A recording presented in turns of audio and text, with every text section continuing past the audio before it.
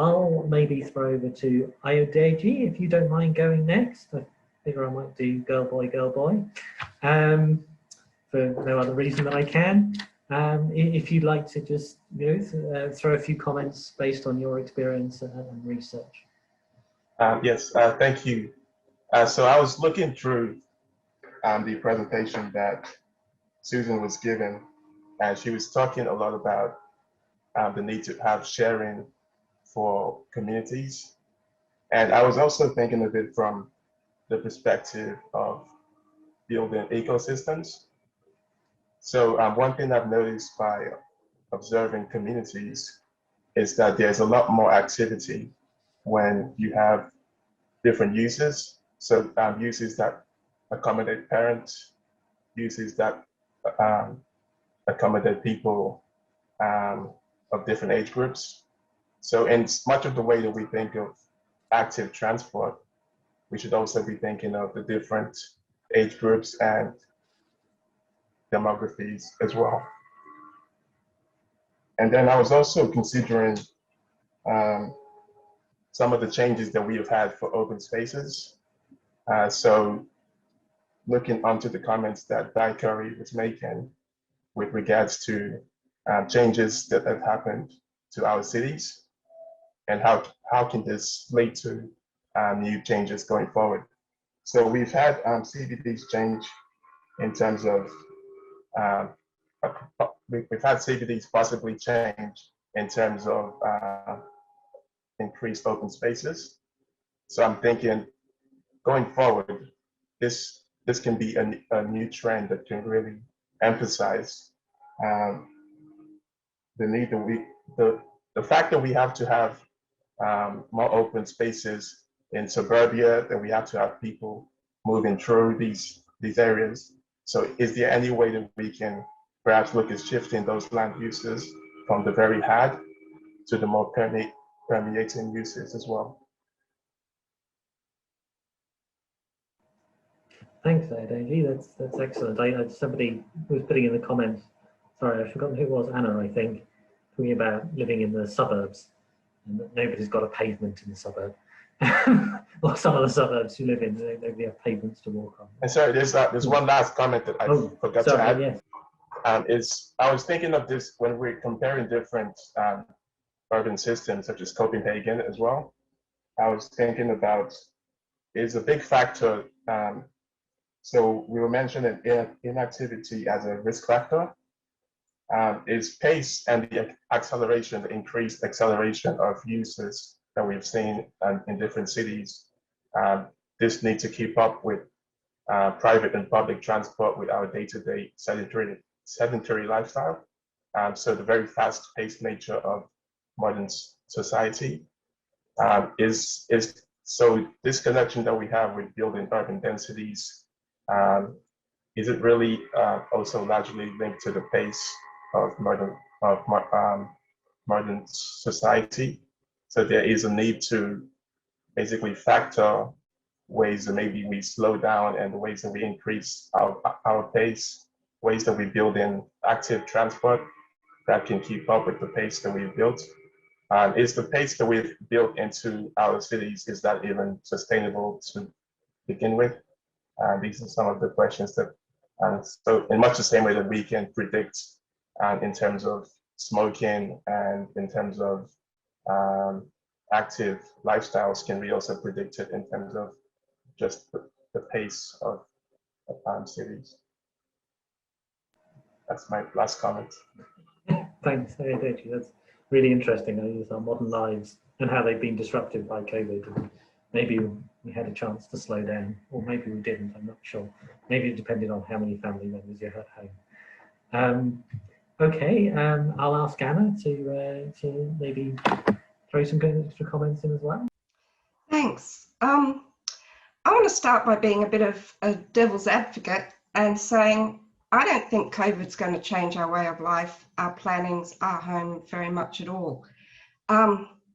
It's been a short-term crisis, and I know, it'll carry on for a few years, but in terms, for the last 15 years, I've been watching the climate crisis, and how much impact and change that has had on our cities. It's been minimal, it's been slow. So I'm not thinking that this relatively short-term one is going to have a big impact. Did the Spanish flu have a big impact in terms of city planning, in terms of home planning? I'm not sure it did. But having said that, the way we use our houses when we didn't have a choice to use anything but our houses highlighted a lot of inequities. So, and the same was for our suburbs and our planning. So suburbs that have nice outdoor parks, I'm very lucky, I'm near the beach and I'm near a rainforest. Those were great places to go for walks when you're in lockdown. But it highlights that the good suburbs with the good planning, with the nice amenities, they've coped really well with the shutdown. But the poorer suburbs, the higher density, the bigger cities, where there's less trees, there's lots more hard surfaces, they didn't do as well. They were hard places to live. And people reported missing the commute to the city because they missed that getting out and getting away from home. And the same with, if you've got a large house and you can afford a reasonable house and a mortgage, then staying at home with your whole family was okay. But if you've got a large family in a small house, that was a horrific experience, you know. 4 of us around the dining table trying to do different bits of work and video calls. You know, so many families, that was the option. And we talked about the digital divide, but it highlighted the inequities of space divide and who has housing available to them. So yeah, I just want to say that our social practices and the way we live our lives are very ingrained and they're slow to change. And I think if we're looking at making healthier built environments, healthier homes and neighbourhoods, we have to start thinking about how we learn those social practices and where we learn them. And I want to pick up on a few things that Susan talked about in the inactivity and the loneliness. So inactivity, and this is probably reflecting me as a parent as well, we're starting to learn that in childhood, that these are patterns from childhood. Our homes are internal focused and our lives are internal focused. We've lost a lot of the access to the backyards. I'm scratching my head to think who the author is, but there's an author that talks about the lightly supervised play and the importance of where we have, you know, the kids are okay, but they can do their own imagining, they can do their own thing. When I grew up in the 70s, that was the backyard. When my parents grew up in the 50s, that was the local community and going out into the fields. But for our children now, that's online gaming. You know, we're hovering parents and we know they're safe, but they're playing online games and we're not quite sure what they are. And that's very sedentary behavior. So that's sort of one of those things. We're very internal centered now. We're not as connected to outside. And I think COVID highlighted how much we are like that and how much we can't stand to be like that all the time. Susan picked up on loneliness and sharing culture. I think we have to really learn how to share again, and privacy, that we don't do sharing and privacy, you know, they're no longer learnt behaviour things. They're things that we rely on walls for. They're things that we rely on large fences for. The idea that you're in your backyard and you can see your neighbours but ignore your neighbours, that's something that we have lost as a society and don't know how to do anymore. And again, coming back to kids, each kid have their own screen. If you don't want to watch what's on the main television, you watch what's your screen. That learning sharing as a child isn't happening. That sharing rooms isn't happening. So we've lost the fundamental of what it is to share and be private. So I think that if COVID could teach us that again, that would be a really healthy thing to come out of it. But I'm not sure it's going to happen. And the other one Susan picked up on was this healthy foods and community gardens and that connection to outside. Again, I've got a bit of a an alternative perspective on that, that we used to have backyards. We used to have room to grow vegetables, and those were private things that householders appreciated. We've come a generation or so from that. Householders don't appreciate that anymore. They're not building it into their own homes. They've decided to go for smaller lots. For lots of reasons, we've gone for smaller lots, but we're not incorporating those links to outside. And by not incorporating those in our private realm, we're now expecting them to be provided in our public realm. And I think there's a bit of, is it up to the individual to think about green space and providing for connection to the healthy environment? Or is it something that we are now placing on the public realm, that we've now gone, well, that's a community concern, that's something local government needs to take care of? And you know, I'm sure there's a balance between there, and it is a local government thing as well. But there has been a mental shift from, we have our own gardens, we look after our own lawns, we grow trees, we have those things for ourselves. But now there's this mentality of council have got to provide that. And maybe that balance needs to be thought about. So Excellent. Oh, sorry. That was kind of what I wanted to say, Right. sort of throw a bit of a different opinion in there. Excellent. Well, that's why we want discussion. So that's excellent. Well done, Anna. You couldn't have planned it better.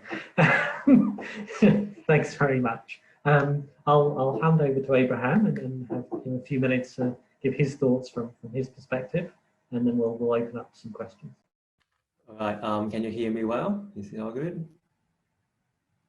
Yep. Thank you. Thank you for Di's and Anna's and also AODG's views. They're really insightful. And yeah, just like I'm from a transport field actually, and there are also great debates about what will happen after COVID. So one camp would say, okay, yeah, it will change forever, and it's good change because people go out less, and if a trip is eliminated, it's better than a public transport or car trip and so on.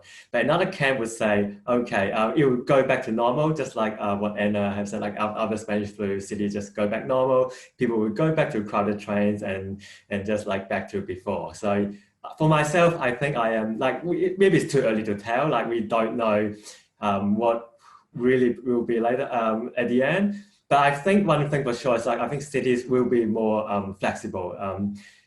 There's like workplace arrangements might become flexible. I think maybe later on there might be changes in tax arrangements. Maybe you can claim more at work at home, become permanent maybe. And but this again will have huge implications on equity, because as many have said, many of the panelists have said, there's a digital divide. Some people have better internet. Some people have bigger houses for separated rooms. So these are, I think, the new generations of city planners, like or researchers, have to really address, like, and like what to do about it. Like, should we allow for bigger houses, or should we go back to the good old bigger backyard, bigger houses solution? Actually, the market might have said something, because if you've seen in the market trends, there's a huge spike in regional and suburban house prices. Maybe people are moving on their feet, maybe, and there might be a little drop on in the urban apartments because they perceive it's less safe there, easier to spread, harder to social distancing and so on. So yeah, so I think people are voting like they're moving out. So, and as for cities, like what should we do about it really? should we and yeah, and I have no good no good answers for that. But one thing really makes me feel better is like people do cycle and walk more. Like as an urban planner and a transport planner, I think this is a good opportunity for people to use the city more instead of just using the good old private transport, like driving around. And personally, I'm doing some e-mobility research, just like the e-mobility strategy just came up with the council. I think a city like Brisbane is a hot and hilly place. Some people have challenges on walking for really long distances. But then the question is like, how do we share the public space? Because when there are e-scooters out there, actually the e-scooter operators are using the public space for free in a way. Yeah, so these are many questions. How do we balance public and private? Yeah, and I throw it back to the floor, I guess. Yep. Fabulous, thanks, Abraham. Yes, I think lots of the increase in scooters. I cycle to work, and there's a lot of scooters whizzing past me these days. Not sure how I feel about that. Great. Thank you, everybody. That's really interesting. I'll just maybe ask if Susan wanted to add anything on reflections there, while everybody can gear up some questions. If you have any, either put them in the chat or stick a hand up. Well, maybe just a few comments. Really interesting discussion, really interesting points. And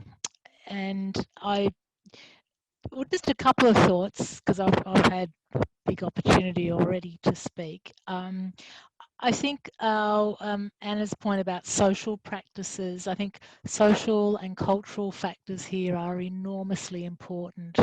And I mean, I know, say for example, the cycling in Sydney, the culture, the anti-biking culture in Sydney was just unbelievable. I mean, it started to shift, but we ignore those sorts of things at our peril. We have to appreciate that this is not just about physical infrastructure. This is very much about social and cultural practices. So, really important point. I'm not. This is not sort of a defending the point. Another point that Anna did make. That well, nothing's changed. We've had climate change around for a long time, and it hasn't changed anything. So COVID's only been here for a short time. So why would we change? The only glimmer of hope perhaps we have is the way that certainly in Australia we have responded to the evidence about COVID very quickly and in a very positive way. We've shown how we can respond based on scientific evidence and using that to ensure that we've had a very positive response to COVID and have actually been remarkably successful when compared to other countries. There may well be other issues, and I mean the fact that our continent is surrounded by water is probably one of those. But yeah, who knows? It may, we've got an appalling record on climate change for all sorts of reasons, and it may well be that people are getting tired of COVID. I mean, I'm amazed at the reluctance just to do simple things like continue to wear masks when we're indoors, and and I keep on reminding myself it's okay to wear my mask, and it's also about ensuring that we're comfortable with what we're doing. So yeah, the way that we use evidence is an interesting one, but as I think also the discussion, the points people have made, been very much to say that we simply don't know. Great to hear your perspectives, Di, and I mean you're obviously right in the centre of global discussions about this, which is just fantastic. And that, well, I've been around in planning for an awfully long time too, and I know Paul as well. We've known each other for many years. But just, you know, how, you know, we've well, when I was studying, you know, way back, I won't tell you how long ago, but we were talking about the leisure revolution in geography and how we'd all have too much time on our hands.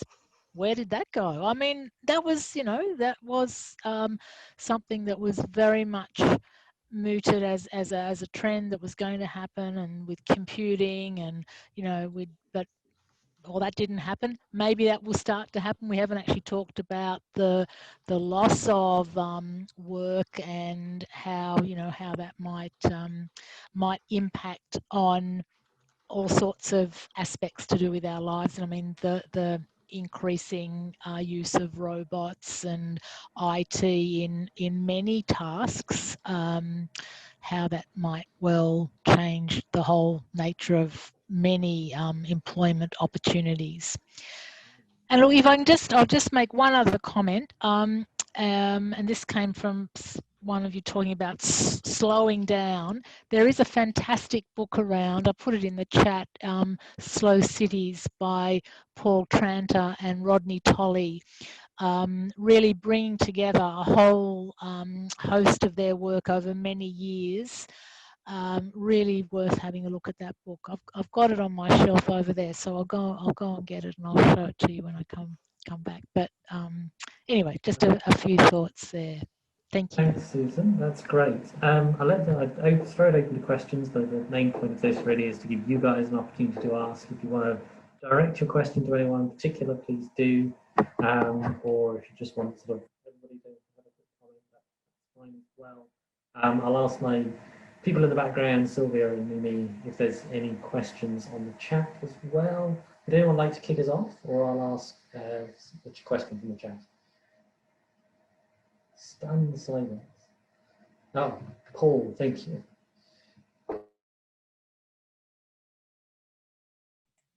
Thank you very much. Fantastic presentations from everyone. Really thought-provoking. So I've got a kind of, this is maybe it's a kind of rhetorical and certainly kind of mischievous question for Susan.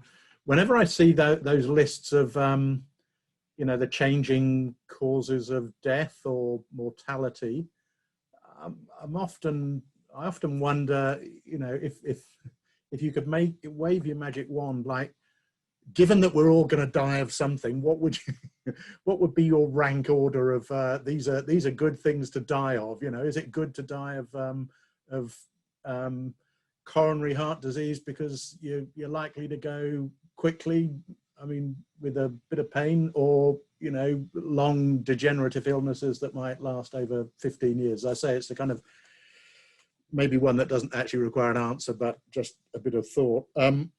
But I wanted to just ask Di about that point about changing work patterns and employment patterns, and whether you, Di, think that is it likely to put pressure on you as a planner to be more flexible in allowing, encouraging, tolerating the kind of home working developments that we might be seeing more of, so, you know, kind of going against what's been, rightly or wrongly, a kind of fairly strong planning principle for, you know, 100 years or more, which is the kind of separation of home and work when work was particularly noxious, you know, when we were bashing metal or, you know, slaughtering animals or whatever. You don't really want to have that going on in your ground floor or your neighbor's backyard. But given that the kind of work we're talking about now might be just sitting at your computer doing stuff, I mean, there may be delivery drones coming and going, but you know, it's perhaps less likely to be kind of noxious and bad neighbor.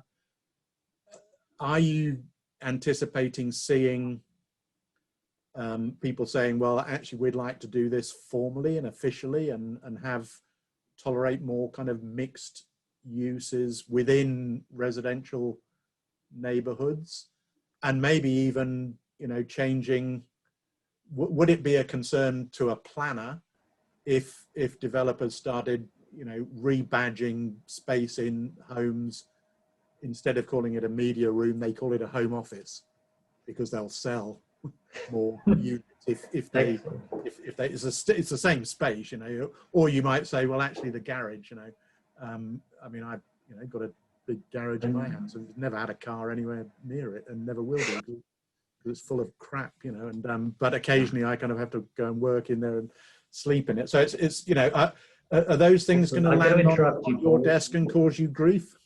Throw the question. Why you're sleeping in your garage, I don't know that I want to know, but go and clean it out. There's a few bits and pieces in there. We're already seeing builders being asked to rethink open plan houses. People have moved away from that. They've moved in, and you know, what was for a while there a trend around a sort of study nook has altered. People have settled into the idea of needing one or two quiet workspaces in homes, and they're certainly converting bedrooms into that. She says sitting in her bedroom, which was converted. For the rest of you's benefit, Paul knows this story, but I arrived home from London where I'd been in that actual event where Prince Charles contracted COVID and was put into lockdown by the British government. And my husband, who realised after I sat at work at the kitchen table, he seemed to realise that I talk a lot. And he spent that first day on the phone ordering office furniture to arrive the next day, and I was banished to the 3rd floor of my townhouse. Apparently I'm noisy. And I'm a classic example of what has happened. So I don't think from a planning perspective that there is a problem by any means with people having home offices. They're already allowed, so I don't think that's going to be an issue. The only times that I think the rules, you know, do occasionally get stretched is in terms of people having employees. So most councils allow home-based businesses, even with an employee or two. It's just when you're starting to really attract traffic and appointments that they become a thing. But who knows, maybe that will also alter a bit.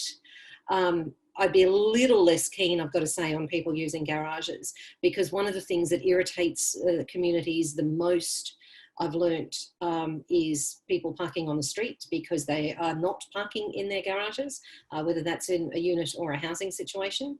But the thing that annoys people more, for those of you that want to learn some trivia outside of planning, the two things that irritate communities the absolute most are people leaving their bins out and people leaving crap in their mailboxes. Sets entire communities off. And I keep working out how to try and fix them, and I don't know that I've found a solution. But Paul, I think the bigger thing that you're raising there is that we did have such strong zoning separations when industries were noisy or smelly or ugly, and the world has shifted away from that. The big smelly ugly things still exist and still do need to exist, but they do tend to be in areas that are slightly more isolated. The example that's in my head, and one of the reasons that prompted a review of our industrial strategy, is the emergence of so much amazing clean biotech activity. And if we just use 3D printing as an example, under a current zoning, you would argue that somebody manufacturing a 3D hip for a hip replacement is an industry, and it is technically a manufacturing industry, and therefore potentially shouldn't be in a building right beside a hospital, where it really should be, because it's not smelly, it's not obnoxious, and it's not noxious from a technical perspective either. So what we're doing is a review based around that, the changing nature of industrial activities. And I think it might potentially even prompt a change in industry zoning classifications or definitions as a discussion that we'll potentially have as we go through this exercise. So we're looking at what's moved on in the world and what do we need to do to facilitate that. Did you want to jump in there, Anna? I saw you take yourself off mute, and I think this is part of your research into buildings. I just wanted to say that filling up your private garage and using that is an example of one of those things that it's a private area for storage of your car, but we'll use it for something else and then expect the council to provide street parking. It is one of those things of, well, we expect to be able to use the front of our street for our own parking, when no, that parking's there for visitors and for the whole of the street. So filling up your garage, that's not a good thing. It's an example of that private responsibility being put onto the public. So that's just what I was going to. And is there a discussion there about, I don't know, the phrase in my head is maybe citizenship? Yeah. There is an evolving thing for me about a changing nature of communities as we get busier, as we perhaps get stronger densities, about thinking about the impact we have on people, you know, yes. Being a better neighbour, bringing in my bin, bringing in the crap out of my letterbox, or yes. Putting it in the bin if that's what you want to do. Yeah. I think about it at times. I spent a lot of time in Japan over the years, and I've been there to witness government-led manners campaigns about, you know, when you're standing on a crowded train, you put your hands in, one hand in your pocket and one hand to hold on, so that if you know, you rock and you bounced into somebody, you don't touch them in an inappropriate place. You know, they have basic manners campaigns, yeah. About how to be a good citizen.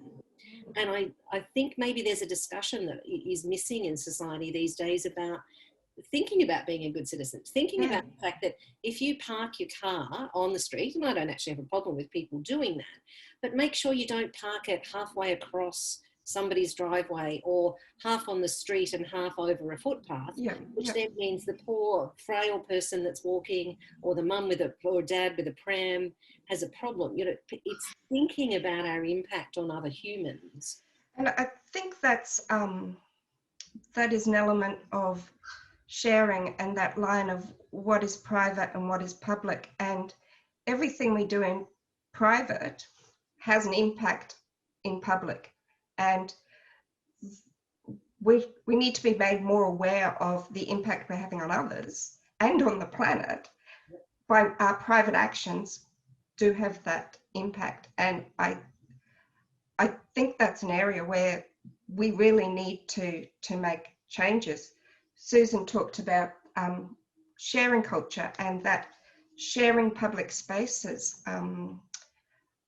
I've got quite a small house, small land, and we use the public park for parties and gatherings. But there's a whole culture of that's not right. Don't do that. That's weird. And I think we need to look about how we use shared spaces, and you know, that overlap of private and public is a very interesting area for me. Sorry to tease that out a little more, Edward. Can I just add another dimension to that in terms of parks? I mean, I think it's wonderful when you see families having a party in a park, as long as they clean up after themselves and they're respectful of others, you know, basic human decency. I was in a conversation recently with our parks planning team, who were talking about the changing nature of parks moving into evening activity. So, you know, we've always traditionally as a society used our parks so strongly during the day, but in particular the suburb we were discussing has had a really strong international exchange in terms of who's moved in, and there's now a large number of Muslim families who do like to go out together at night and who are using the parks at night and are asking for more lighting. So again, we're using our assets in a better way, in a longer way. We've got people out congregating. It also means that they're activating a space which at night is dark and has, you know, had its own issues as well. So I think there's a societal conversation here about how do we do that and how do we do it more and do it respectfully. Very much. Excellent. Yeah, that idea of how do we be good sharers, good sharing citizens, maybe is really interesting. I just wanted to, I think there's an excellent question in the chat, which I'll just get to, just on the street parking. Anna Svensdotter, possibly. Your surname is brilliant. Saying that people in her area were offering street parking and carports to homeless community who are being chased away from public parking, which raises that equity issue. I found that really interesting. But maybe I'll ask Maidie's question. Her microphone can't work, which was with many transport-related behaviours reinforced by safety or lack thereof, and increasing vehicle sizes, child safety, and now health concerns with communicable diseases. How much sway do we have as planning academics and practitioners in influencing larger social and market forces? So I guess kind of question of, can we affect these bigger things going on? And maybe since it's a little bit transport related, I'll throw to Abraham if you want to tackle that. Okay. Or not if you don't want to. Somebody else wants to jump in. Sorry to put you on the spot, Abraham. Yeah, it's all good. Increasing vehicle sizes, yes, is a ongoing trend. Like SUVs getting bigger and bigger, and VS looking like the new ones. Like they are so scary. But like if you talk to a parent, they like it because they perceive an SUV is safer and there's more room for children and so on. But like I personally distaste it. I don't like it, and I like why don't you use cargo bikes and carry kids? Like actually, but yeah, there are some people doing that, but still, like if you live in the suburbs, that's not going to be an option because cycling is not particularly safety in the suburbs. And our bikeways currently being planned is more for the like the V1 bikeways, and so they're more to like a cycle highway. They're more to bring people to the CBD. So I would maybe like to ask, like, why don't we have cycleways or bikeways that are orbital, or maybe just go to any suburbs? And yeah. And back to the parking public and private question, yeah, it is a difficult issue. I think this is culturally related. Like maybe some cities, like you see people who want to share like their spaces more, like in Europe, maybe Italy, Southern Europe particular. But like in Australia, especially, like yeah, I think we do have a mentality that like land is my own. Is my own. I live my own castle. Like you might see the movie, like some good airport near my home, and then like I'm going to protest it with strong, like it's NIMBY really. So I know there's YIMBY now, yes, in my neighborhood, but it's really hard to change the mentality because like people want to own their own things, and like private property is so sacred.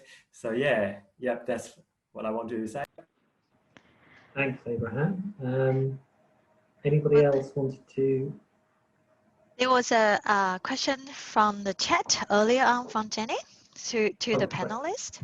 Yes, living in far north Queensland, most people dress casually, so which gives easy opportunity to exercise on the way to work or during the day, and has a work from home culture or the greater acceptance and the promotion of casual attire, so casual style or lifestyle maybe in the workforce change the way people are casually exercising in cities.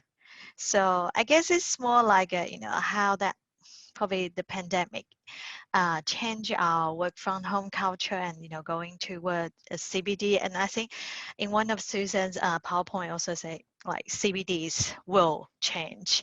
So I think probably is talking about the lifestyle. So has any panelists would like to respond to this one? I was just going to type in the chat, but I'll say it instead.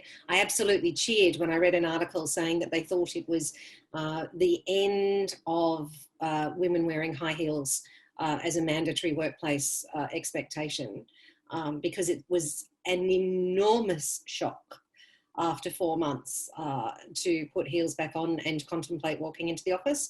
And I've given them up. I've decided I'm a grown up now. At my age, I should.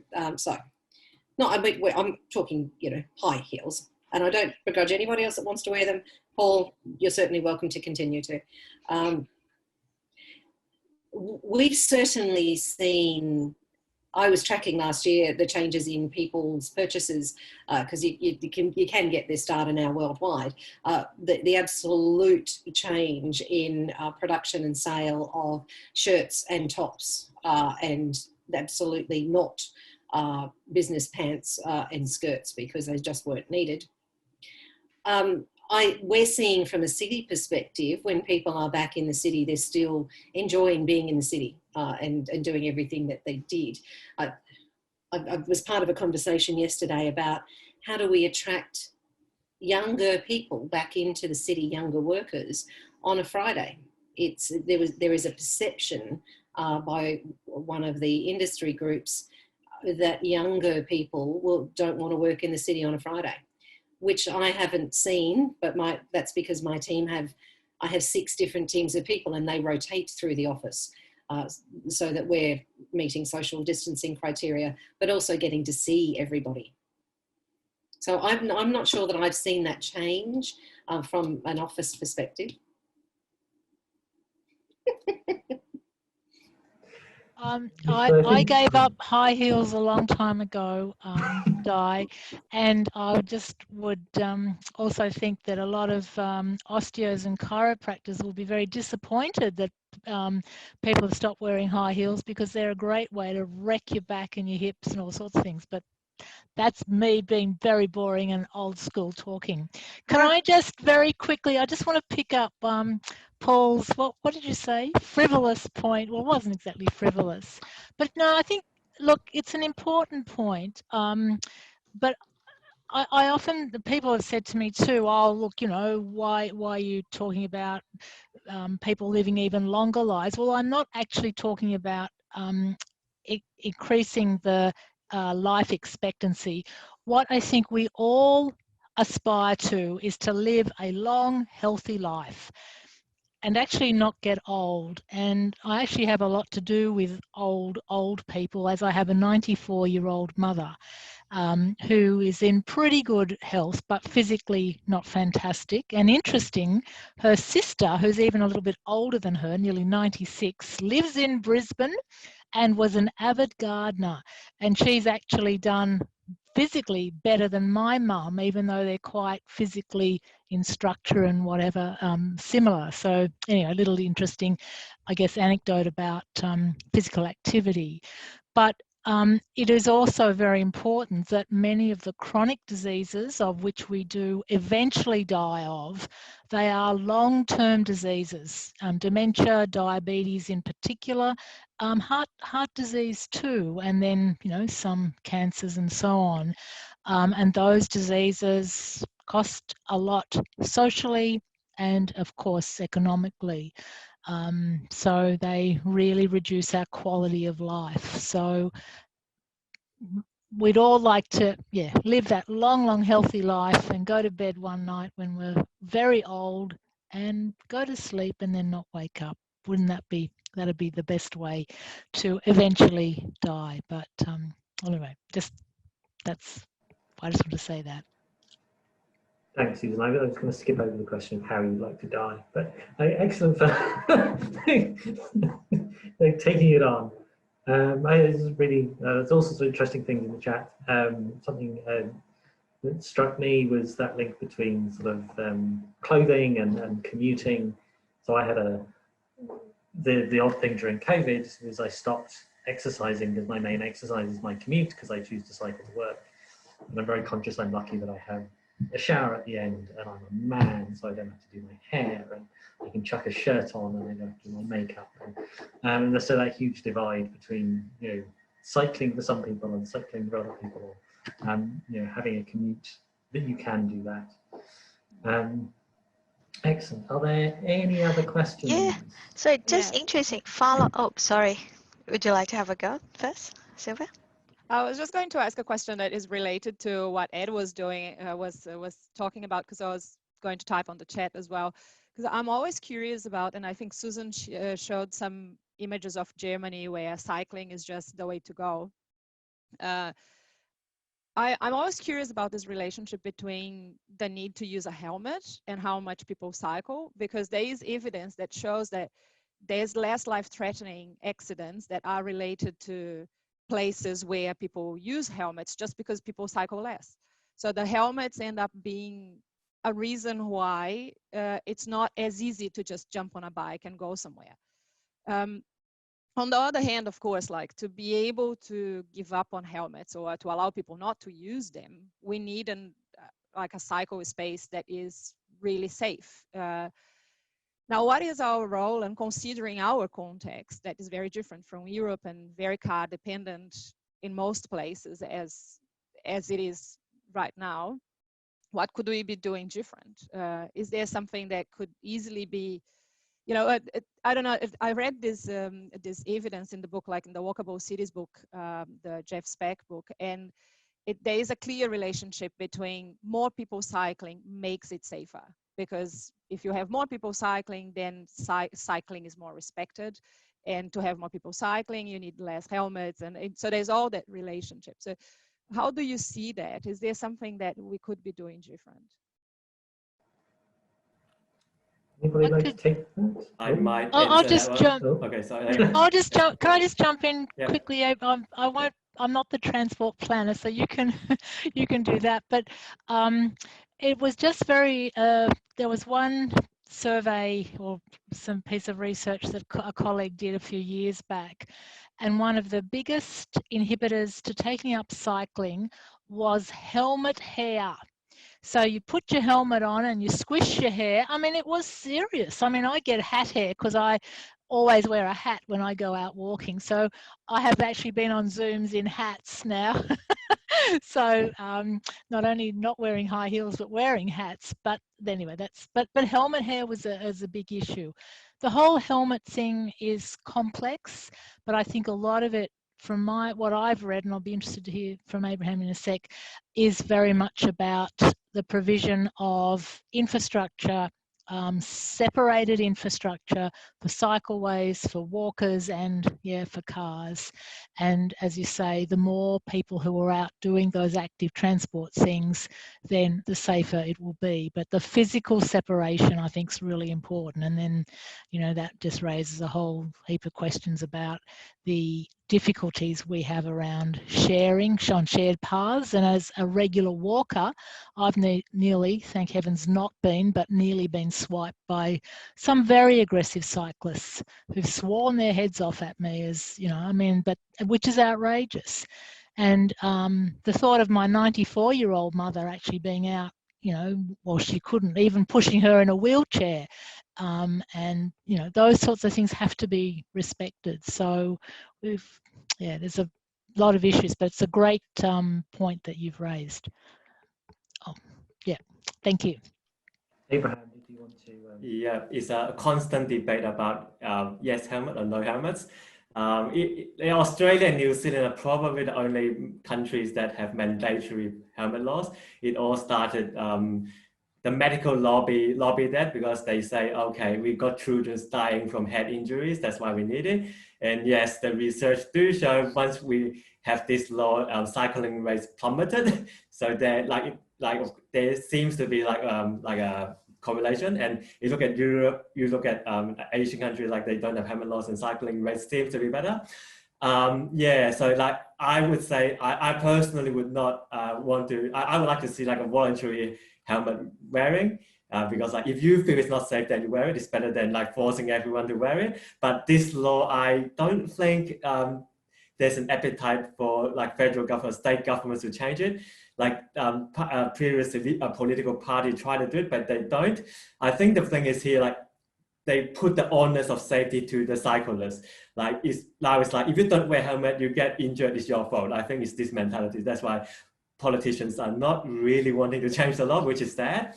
And like, and recently when the shared scooters or shared bikes came in, like because like there might be tourists coming from Europe, they never wear a helmet in Europe, in Amsterdam or Copenhagen, so they would not expect to wear it. They don't see one on a bike, they just got fined by the police, and like they were called to say like, why don't you just exempt it? But nothing happened. So yeah, I would really want to see a change in the law, but it's not just like 5 years and go so on, like nothing happened. So yeah. Just following with that cycling to work or pick up more cycling. I share a little bit of my personal experience. Grew up in big cities in Taipei, and I never had a bike. But due to the pandemic, I'm one of those who got a bike and start cycling more. Last weekend, I cycled like 24 Ks. But I do have a question, because I'm growing up in such a different context, different cities. You know, my wayfinding technique is so different. So I constantly got lost, constantly, you know, turn the right, and you know, like where your normal route to work if you drive is so different when you cycle in a cycling path, and it's like this part you should turn, or this bridge you should avoid, or you know. And I have to say, I cycle to, I live in Ash Grove, very close to Kelvin Grove, cycling less than like 30 minutes, I can get to work, but always take me longer than 30 minutes. And it's because I got lost. So I just think, you know, like, I think Brisbane City Council has done a fantastic job, has maps here and there, but it's just not really, to me, people like me coming from different culture. I live in Brisbane over 15 years, but cycling is a new thing to me, and I really enjoy this new healthy lifestyle, but it's just like so hard. So I don't know, it's just like a personal comment, but interesting perspective. I totally support this idea. I love doing that, but just it's not infrastructure, it's not like wayfinding, you're not supporting that, but it's just like from different, you know, people grew up in different environment, they don't know how to pick out the environmental cue, I guess. Yeah. And I think apps aren't very good. You know, you plot a cycle route on Google Maps, you need a lot of local knowledge to, you know, Yeah, maybe a not lot of choose local knowledge. Yeah. Great. I just wanted to raise a question maybe for Ayodeji. You mentioned the sort of the idea of the fast-paced nature of society, and whether, you know, how that affects us and how that affects our built environment. Just wondered if you had any thoughts on whether you think COVID has slowed us down or not, and or whether we're just going to bounce back to our usual fast-paced life.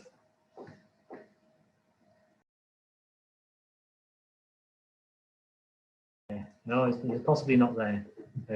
Could I just offer a thought? One of the things that strikes me, and I must admit I'm developing a kind of sense of guilt occasionally when I speak to, like, we have a regular catch up. Abraham joins us as well. We catch up with some people principally in Melbourne, but a few Sydney-siders as well, for virtual drinks. And, you know, we kind of, how are things going? And, you know, and we hear the horror stories from lockdowns and things like that. And when I have similar conversations, certainly with family and friends in the UK, you know, it's absolutely horrendous. But I'm sitting here in Queensland, you know, and apart from the fact that, you know, I don't know, there's a sticker when I go to the kitchen that says only 2 people are allowed in here, and, you know, we don't have lectures of more than 1,000, if only 100 people, but, you know, we never had that anyway. I don't know anyone who's had 100 students turn up face to face for a lecture for decades. But so it's just very different, you know, apart from the fact that I have to kind of scan an app when I go to a cafe and sit down and sign in. My life is no different to what it was normally. So, you know, if you've been through a, you know, 5-week lockdown or whatever, or you're in a country where there are 1,000 people dying a day and you know people that die. I mean, here, you know, you wouldn't even know anyone who's tested positive, probably, because in Queensland, because there's so few. Whereas if you were, I remember hearing somebody in London at the start, you know, a year ago, in a relatively poor inner London area, saying, you know, I know 10 people who've died. You know, the guy in the corner shop is dead. The bloke who ran this shop, you know, is dead. So, you know, how we respond and our experience and expectations are very, I think, localized. And, you know, so I can't see big changes here because, you know, people are going, well, why would we change? It's not, I mean, apart from maybe I work at home 2 days a week or something like that, or I haven't been on a train for a while. It will be varied, and it's quite, so I think it's quite difficult to generalize you know, even within a country like Australia, let alone globally. I think, I'll just jump in, I think that's probably true, but I think there's obviously local differences in experiences, and having to navigate aged care myself, you know, with my mother in an aged care facility, that's been very traumatic. And I suppose that's also impacted on my very cautionary approach, because I know, you know, every, you know, couple of times a week I've got to sign forms, I have my temperature taken, so I'm not going to risk going even to cafes just in case then, you know, that's identified as a site that means then I can't visit for at least 2 weeks and so on. So yeah, but you're right, it is interesting because our experience here more broadly is just so different to our friends. I was talking to a colleague the other day, a research colleague, who told me that she was on a call some weeks back to a colleague in South Africa, a young,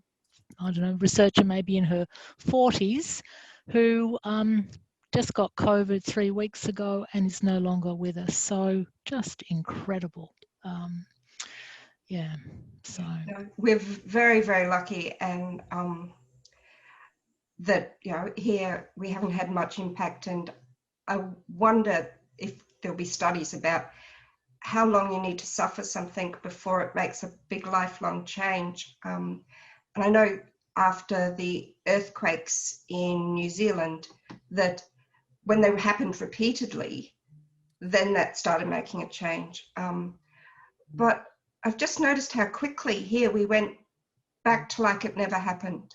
And I think that's a human condition, that we want to return to a normal position. And it's never exactly the same, but there's that normalizing. As soon as you can, you will. Yeah. And it's horrific overseas. And I hope they make bigger changes than they seem to be making in America and England. And yeah, no, that's shocking how long it's going on for. Oh, I think there's a question from Joe there. Did I see Joe stick a hand up?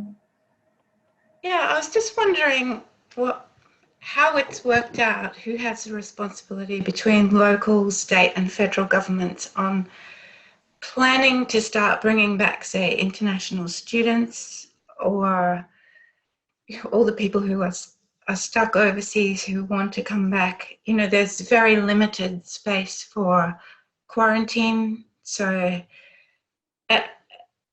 who negotiates, who has the responsibility for that planning?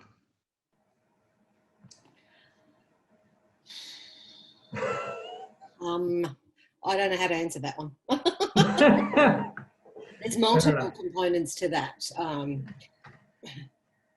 From an economic development perspective, I would want to be out there at the moment shouting to be the city that says, bring back our 95,000 international students.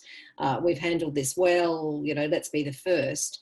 But there are those issues around how do people quarantine, and in particular the flight issues at the moment are still quite staggering. You know, we've still got, I was talking to a girl last week that moved back after 9 months in London of being on wait lists just to get home, and a $20,000 flight. So, and they're federal issues. So the flight issue is a federal issue. The quarantine issue is currently a state issue. It is a very complicated situation. From an ED perspective, I would like those students back now, for the universities, for the building owners, for the restaurants, but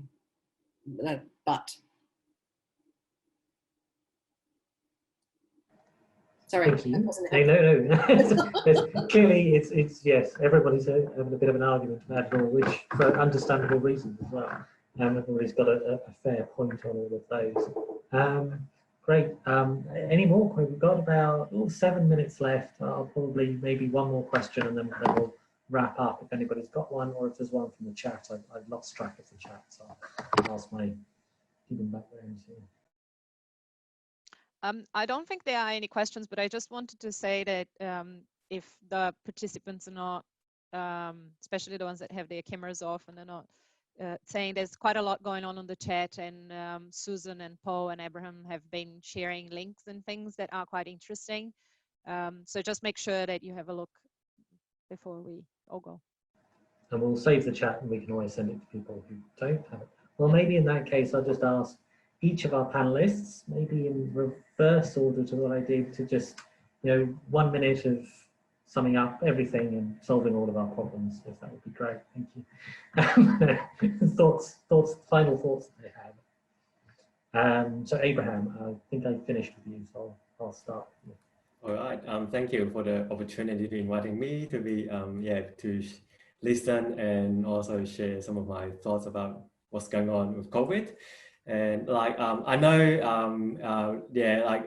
you can be a pessimist or optimist. I think I maybe try to be optimist. At least the speed of we try to recover vaccine come in just 1 year never happened in the the history of humanity. We try to resolve the issue. Of course, could be for the good or for the bad. Things might go back what happened, but I think overall there are positives. There's increased digitalization of work, more flexible use of space, and also carbon emissions greatly dropped thanks to no flying. So although when the vaccines become with more people use it, I think it might go up, but hopefully cities will go slow, and hopefully we can travel. Okay, if we do travel fly, we go for 1 month holiday, don't just do a 2-day thing and come back. So yeah, so I want to be positive about COVID. Yep. Thank you, Abraham. Anna, you might have a slightly different view. Maybe, I don't know. Positive in how effective the world can be when it works together, when it has a central problem that it deals with. You asked about the different levels of government and working together. They've never worked together as speedily or as cohesively. We're seeing lots of problems with it, but there's always been lots of problems with it. And that's happened globally, that people have worked together and tried to solve these problems and solved them in lots of different ways and shared that knowledge. And I think that's a huge thing that's come out of this, and a huge positive that hopefully keeps going.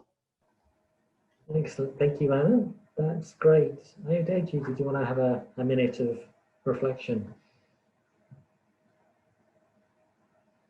Oh, you're on mute. Okay. So I've been thinking a lot about what changes have already happened, occurred. So there's been a lot of positive changes that we have noticed in terms of active lifestyles. And a lot of this has actually come due to disadvantage. So some people have had no choice, looking for some space to breathe. So they go outdoors and they look for these opportunities to have just a bit of fresh air.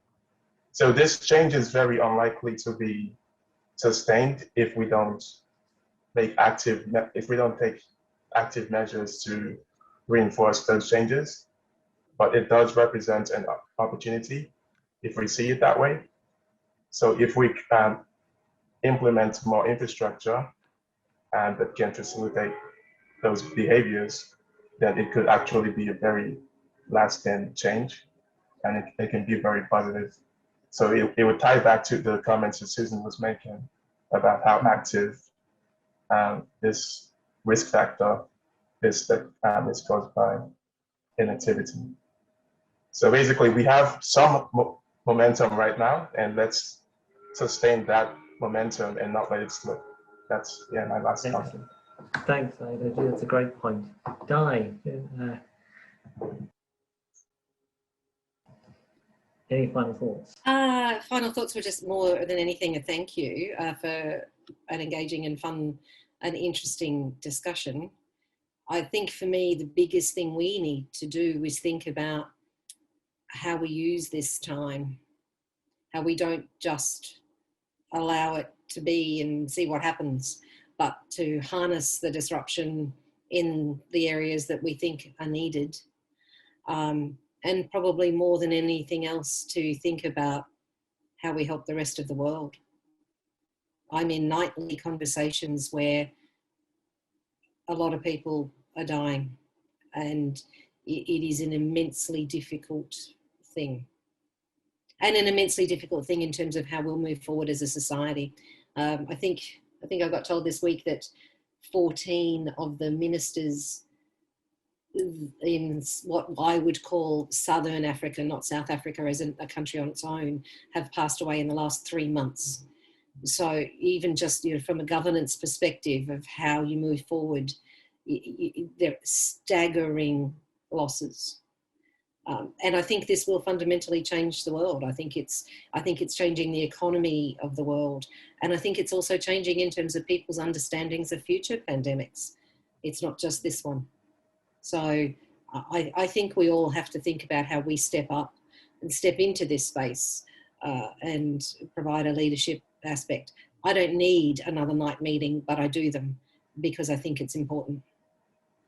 Excellent, thank you, Diane. It is really important, and you know, it speaks to that thing of being good sharing citizens. We can be good sharing citizens on a global scale, you know, as countries. Susan, I'll give you the final word. I'm conscious it's just 12, so if people do have to go, but otherwise, yeah. To say thank you to you all for this really interesting time together, number one. Number two, I guess I am heartened that healthy built environments, health supportive environments are strengthened, are reinforced, and are needed more than ever through, you know, what's happened with COVID. And my final point is I am optimistic of a future with all of you at the helm. So bravo, and onwards and upwards, and absolutely step up. We're a rich country, and we have to be kind, and we need to do that. So that was a really great call from you, Di. But thank you again, and all the best to everyone. Thank you, everybody. Thank you all very much for attending. Thank you. Big, huge I just thank you to our panel. Oh, just sorry, to say thank you to you, Ed, as well for chairing today. Yes, and yeah, thank you for everyone who participated. Congratulations to the ACRs for being voted the best paper on Tuesday. Yeah, thank you all for your time and for joining us. Okay. We're always keen to try and organise more, but we kind of need people to encourage us to do it. So if you've enjoyed it, let us know, and that will encourage us to do it again. All right, nice to see you too, Paul. Yeah. See you. Bye. Bye. Thank you. Take care, everyone. Bye.